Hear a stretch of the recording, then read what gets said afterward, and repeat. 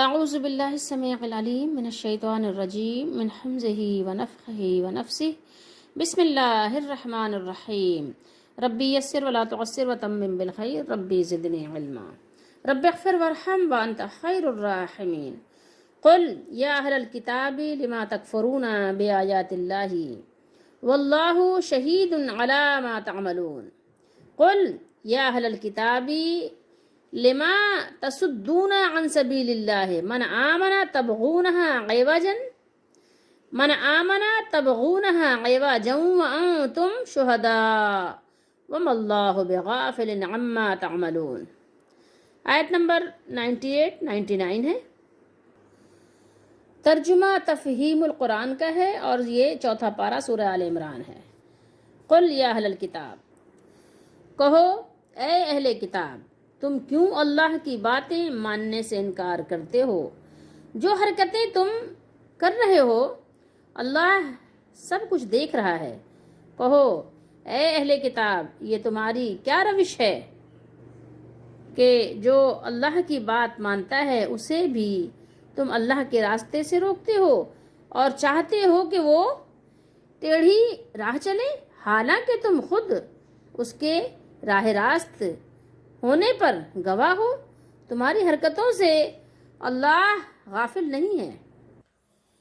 ایک اور ترجمہ ہم آپ کو احمد رضا کا بھی دکھاتے ہیں۔ تم فرماؤ اے کتابیو، اللہ کی آیتیں کیوں نہیں مانتے اور تمہارے کام اللہ کے سامنے ہیں۔ تم فرماؤ اے کتابیو، کیوں اللہ کی راہ سے روکتے ہو؟ لما تصدون، کیوں روکتے ہو، کیوں دیوار بن جاتے ہو، کیوں حائل ہو جاتے ہو اللہ کے راستے میں؟ تم لوگ کیوں راہ سے روکتے ہو اللہ کی راہ سے؟ اسے جو ایمان لائے اسے ٹیڑھا کیا چاہتے ہو؟ جو ایمان لائے اسے ٹیڑھا کیا چاہتے ہو؟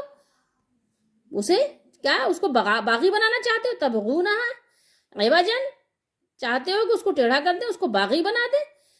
تم خود اس پر گواہ ہو، وانتم تو شہداء، اور تم اس پر گواہ ہو، اور اللہ تمہارے کوتکیں یعنی اعمال، ٹھیک ہے، تمہارے جو یہ کرتوت ہیں برے اعمال سے بے خبر نہیں ہے۔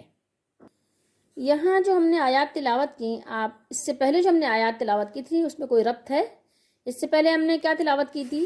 آیت تلاوت کی تھی کہ یہاں پر یعنی حرم شریف میں اللہ نے فرمایا کہ آیات بینات ہیں، یعنی کھلی ہوئی روشن نشانیاں ہیں، اور اس میں ایک مقام ابراہیم بھی ہے، اور وہاں جو داخل ہو وہ امن میں ہو۔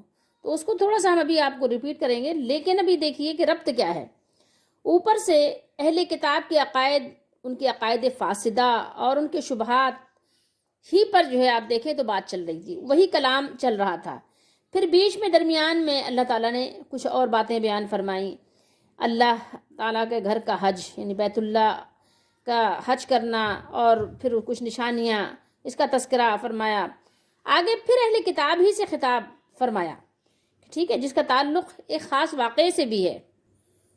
تو بہرحال جو اس سے پہلے فرمایا کہ اس میں کھلی نشانیاں ہیں، یعنی اس گھر میں ایسی یعنی کھلی ہوئی علامات پائی جاتی ہیں جن سے یہ بات واضح ہو جاتی ہے، ثابت ہو جاتی ہے کہ اللہ تعالیٰ کی جناب میں یہ گھر مقبول ہے، اور اسے اللہ تعالیٰ نے اپنے گھر کی حیثیت سے اس کو پسند فرما لیا ہے۔ ورنہ تو ظاہر ہے کہ اس گھر میں کوئی یہ نہیں کہ ہاں وہ گھر میں اللہ تعالیٰ وہاں نعوذ باللہ استغفر اللہ رہ رہا ہے، بلکہ یہ کہ اللہ تعالیٰ نے اس کو پسند فرمایا اپنے گھر کی حیثیت سے، اور اپنے بندوں سے اس کا تعارف کروایا تاکہ بندے وہاں جائیں اور اپنی یعنی جو کچھ بھی دکھ بھری داستان ہے اللہ کو سنائیں، ان کو ایک تسلی و تشفی ہوتی ہے۔ اس کے علاوہ یہ کہ آپ دیکھیں کہ اس گھر کو دیکھتے ہی آپ کو اندازہ ہوتا ہے کہ یہ کوئی عام گھر نہیں ہے، ٹھیک ہے۔ تو یہ اس طرح سے دیکھیں کہ لقودق ایک صحرا، ٹھیک ہے، بیابان، ایسی جگہ میں وہ گھر بنایا گیا ہے، اور پھر اللہ تعالیٰ نے اس کے ارد گرد، اس کے احوال میں، اس کے جوار میں رہنے والوں کو رزق کی فراوانی عطا فرمائی ہے، جو کہ ہم نے آپ کو اس سے پہلے بھی بتایا۔ اور یہی نہیں، 2500 برس تک جاہلیت کے زمانے میں جاہلیت کی وجہ سے، جاہلیت کے سبب سے سارا ملک عرب انتہائی بدامنی کی حالت میں مبتلا رہا، مگر اس فساد بھری سرزمین میں کعبہ شریف اور اطراف کعبہ یہ ایک ایسا خطہ تھا جس میں امن قائم رہا، ہمیشہ یہ پر امن رہا۔ بلکہ اسی کعبے کی یہ برکت اللہ تعالیٰ نے رکھی کہ سال بھر میں 4 مہینے جو حرمت والے مہینے کہلاتے ہیں، ایک تو ادھر رجب ہے اور ادھر پھر ہے آپ کے ذی الحجہ، ذی قعدہ اور ماہ محرم، یہ 4 مہینے کیا ہے، پورے ملک کو اس کی بدولت امن میسر آ جاتا ہے. یعنی 4 مہینے میں جاہلیت کے باوجود کوئی جنگ و جدل نہیں ہوتا. پھر ابھی یہ جب قرآن مجید نازل ہو رہا تھا اس سے یعنی نصف صدی پہلے، ٹھیک ہے، کیا ہوا تھا، ابرہہ نے کیا کیا تھا سب دیکھ چکے ہیں. یعنی بہت سے لوگ اس وقت بھی موجود تھے جب قرآن نازل ہو رہا تھا کہ ابرہہ نے جب کعبہ شریف میں یعنی کچھ اپنی حرکتیں تخریب کاری کرنے کے لیے حملہ کرنا چاہا تو اس کی فوج کو اللہ تعالیٰ نے کس طرح سے تہس نہس کر دیا، کس طرح سے اللہ تعالیٰ نے اس کو برباد کیا. ٹھیک ہے، اس کے علاوہ جاہلیت کے تاریک دور میں بھی اس گھر کا یہ احترام تھا کہ خون کے پیاسے دشمن ایک دوسرے کو وہاں دیکھتے تھے اور ایک دوسرے پر ہاتھ ڈالنے کی جرت نہیں کرتے تھے.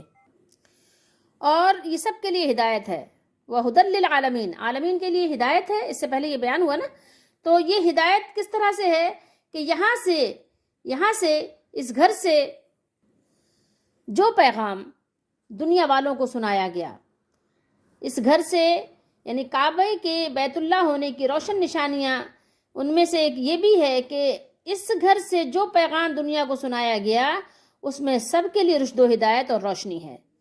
ٹھیک ہے، اور اس بستی میں جو رسول علیہ الصلوۃ والسلام تشریف لائے ہیں وہ نبی آخر الزمان رحمت للعالمین ہیں.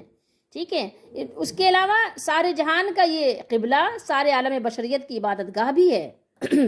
اور کعبے کے بیت اللہ ہونے کی ایک نشانی یہ بھی ہے کہ یہاں آج تک جس ظالم نے اس گھر کی توہین کرنے کا ارادہ کیا، قصد کیا، اللہ نے اس کو برباد کر دیا.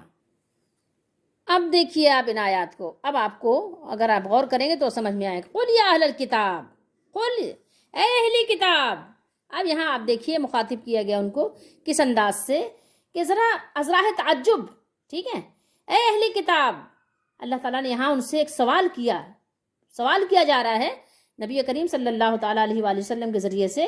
استفسار ہے کہ کیا تمہیں یہ زیب دیتا ہے کہ تم ان روشن دلائل کو جانتے پہچانتے ہو جو ابھی اوپر ذکر ہوئی، ان کا انکار کر دو جانتے پہچانتے ہوئے، اس کا تم انکار کرو؟ کیا تمہیں یہ بات تمہارے لیے مناسب ہے، تمہارے لیے زیب دیتی ہے؟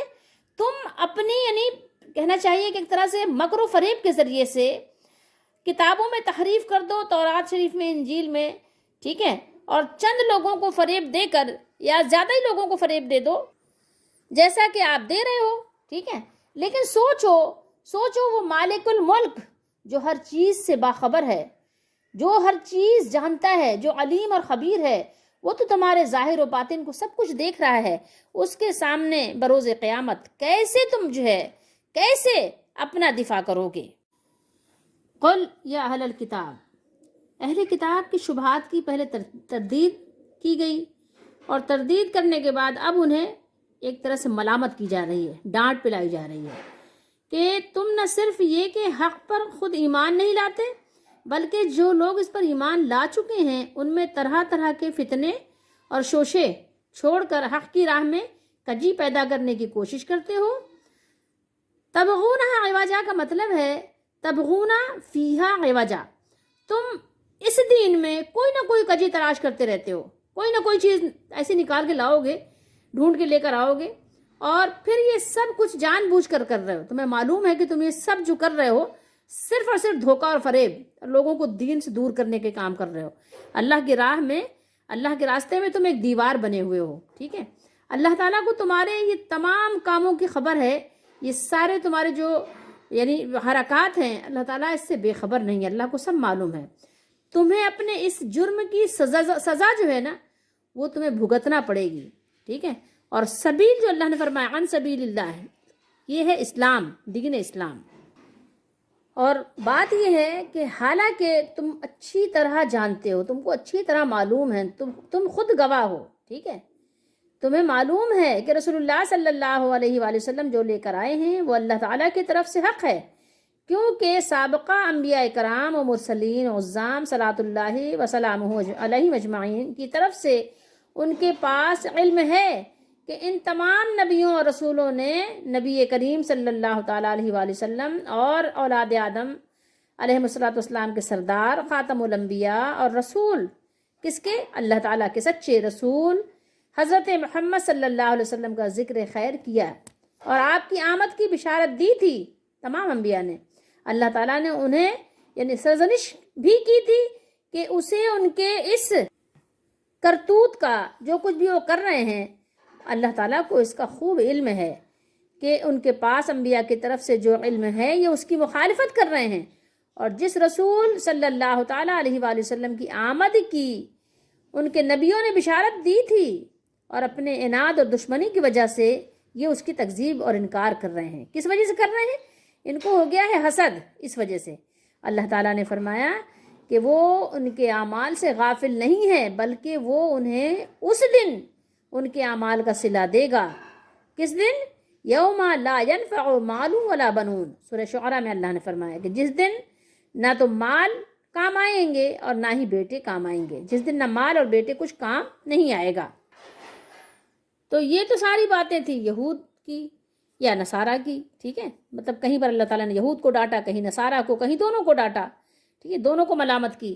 لیکن اب یہ دیکھیں کہ اس امت کے دعوے دار جو کہتے ہیں کہ وہ نبی کریم صلی اللہ تعالیٰ علیہ وآلہ وسلم سے محبت کرتے ہیں، محبت کا دعویٰ بھی کرتے ہیں، اور کرنا ہی چاہیے، محبت تو کرنا ہی چاہیے۔ اگر محبت نہیں ہے آپ صلی اللہ علیہ وسلم کی تو پھر ایمان ہی نہیں ہے، کیونکہ آپ اللہ کے رسول ہیں، تو آپ سے محبت تو ہر چیز سے بڑھ کر ہے، اپنی جان سے بھی بڑھ کر ہے۔ لیکن یہ کیا صرف دعوے سے کام بن جائے گا کہ ہم محبت کرتے ہیں؟ دین کو بدل ڈالا، ٹھیک ہے، بات تو کرتے ہیں کہ محمد عربی صلی اللہ علیہ وسلم کی بات سب سے اوپر ہونی چاہیے، کیونکہ ظاہر وہ اللہ کے رسول ہیں، ان کے پاس جو خبر ہے وہ سچی خبر ہے، اور کسی کے پاس بھی نہ ایسی یقینی اور خبر سچی خبر ہے ہی نہیں، ٹھیک ہے، نہ ہی یقینی اور نہ ہی سچی خبر ہو ہی نہیں سکتی۔ کسی کی بھی بات میں اختلاف ہو سکتا ہے، ٹھیک ہے، قرآن و حدیث کی بھی بات کریں تو پھر بھی اس کے سمجھنے میں غلطی ہو سکتی ہے، لیکن رسول اللہ صلی اللہ تعالیٰ علیہ وآلہ وسلم کی بات میں تو غلطی ہو ہی نہیں سکتی۔ ان کی بات کو تو آنکھ بند کر کے ماننا ہے، کیوں؟ اس لیے کہ ان کو تو ان کے اللہ نے، ان کے رب نے خبر دی ہے، اور وہاں سے جہاں سے خبریں آئی ہیں وہ سچی خبریں ہیں، لانے والا بھی سچا ہے، جبریل علیہ السلام بھی سچے ہیں، اور جس پر آئی ہیں وہ بھی سچے ہیں، انہوں نے بھی کوئی خبر کبھی چھپائی نہیں، سب کچھ بیان کیا، تو ان کی بات کو تو دوڑ کر ماننا ہے، ٹھیک ہے، اور ان کا ادب بھی کرنا ہے، ان سے محبت بھی کرنی ہے۔ لیکن کیا صرف زبانی؟ عملی طور پر آپ نے سب کچھ بدل ڈالا، سب کچھ قرآن و حدیث کے خلاف کر رہے ہیں، بڑی بڑی کتابیں لکھ ڈالی، اس میں قرآن و حدیث کے خلاف جو ہے آپ نے باتیں لکھ ڈالی، اور اسی کو آپ دین بتا رہے ہو۔ تو کیا یہ جان بوجھ کر یہ سرکشی نہیں ہے؟ یہ دین میں بغاوت نہیں ہے؟ یہ دین میں ٹیڑھا پن نہیں ہے؟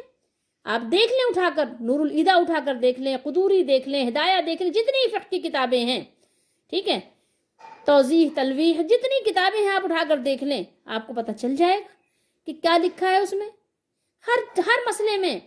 یہاں تک کہ بچے کا دودھ پلانے کا مسئلہ ہو تو رسول اللہ صلی اللہ علیہ وآلہ وسلم نے فرمایا کہ 5 دفعہ پیٹ بھر کر پلائیں بچے کو دودھ، تو وہ رضائی ماں بن جائے گی، ٹھیک ہے، سارے رشتے رضائی والے رشتے وہ محرم کی طرح ہو جائیں گے۔ لیکن یہ کہتے ہیں 1 قطرہ پلا دو تو ہو جائے گا معاملہ، اب کہاں سے یہ بات لائے؟ اور پھر کیا کہتے ہیں؟ قرآن کی آیت ہے نا، استدلال کہاں سے کر رہے ہیں؟ قرآن سے۔ کیوں کہہ رہے ہیں کہ قرآن میں تو مطلق دودھ پلانے کا حکم ہے، وہاں پر یہ تذکرہ نہیں ہے کہ کتنا پلانا ہے۔ تو ہمارے امام اعظم، پتہ نہیں امام اعظم نے لیا تھا کہ نہیں لیا تھا، نام ان کو لگا دیتے ہیں کہ حالانکہ امام اعظم ان کو کہنا چاہیے رسول اللہ صلی اللہ علیہ وسلم کو، تمام مخلوق کے امام تو رسول اللہ صلی اللہ علیہ وسلم ہے، اور پھر اعظم بھی وہی ہوئے نا، اعظم کس کے وزن پر ہے؟ اکبر کے وزن پر ہے، ٹھیک ہے، اور یہ کہتے ہیں امتی کو کہ وہ امام اعظم ہیں۔ خیر چلو ہم اس پہ بھی بحث نہیں کرتے، لیکن آپ یہ بتائیں کہ اگر آپ کے امام اعظم نے بھی کہا ہو تو کیا یہ بات قابل قبول ہے کہ رسول اللہ صلی اللہ علیہ وسلم فرما رہے ہیں کہ 5 مرتبہ پیٹ بھر کر بچے کو دودھ پلایا جائے تو رضاعت قائم ہوگی، اور آپ کہہ رہے ہیں کہ 1 قطرہ بھی پلا دے تو رضاعت قائم ہو جائے گی؟ کیسے ہو جائے گی قائم؟ کیسے قائم ہو جائے گی؟ دلیل دیجئے۔ آپ کہتے ہیں قرآن کی مطلق آیت ہے، تو قرآن جس پر اترا تھا اس کی بات مانی جائے گی یا بعد والوں کی بات مانی؟ آپ کو قرآن سمجھ میں آیا؟ رسول اللہ صلی اللہ علیہ وسلم نے قرآن نہیں پڑھا تھا تو آپ نے تو مطلق نہیں فرمایا کہ 1 قطرہ پلا دو تو ہو جائے گا، تب آپ صلی اللہ علیہ وسلم نے حد بندی کر دی نا کہ 5 مرتبہ پلانے سے ہوگا۔ اب آپ کہیں کہ زکوٰۃ دینے کا حکم ہے قرآن میں مطلق، زکوٰۃ دینا ہے تو ہم سارا مال اٹھا کے دے دیں گے آپ سارا مال، وہاں تو آپ نہیں دیں گے، اس لیے کہ قرآن میں آپ کہیں گے کہ نہیں رسول اللہ صلی اللہ علیہ وسلم طریقہ دیکھیں گے، تو آپ نے 2.5% فرمایا تو ہم 2.5% دیں گے۔ وہاں تو آپ نہیں مان رہے. ٹھیک ہے, کہ سارا مال اٹھا کے دے دو, قرآن میں ہے زکوٰۃ دینے کا حکم, زکوٰۃ دو. ٹھیک ہے, اقیموا الصلاۃ وآتوا الزکاۃ, تو وہاں تو آپ کہتے ہیں کہ حدیث دیکھیں گے, اور یہاں آپ کہتے ہیں کہ نہیں.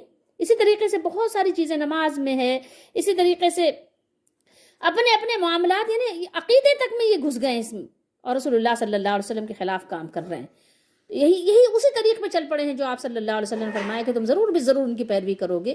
جو یہود و نصارہ کے سرغنوں نے کیا تھا نا, جو ان لوگوں نے کیا تھا, وہی آج جو ہے اس امت کے جو وہ سرغنے بنے ہوئے ہیں, چودھری بنے ہوئے, ٹھیک ہے, پیر بنے ہوئے ہیں, مولوی بنے ہوئے ہیں, ٹھیک ہے, حلوے مانڈے کھاتے ہیں, کہتے ہیں ہمارا نصیب ہے.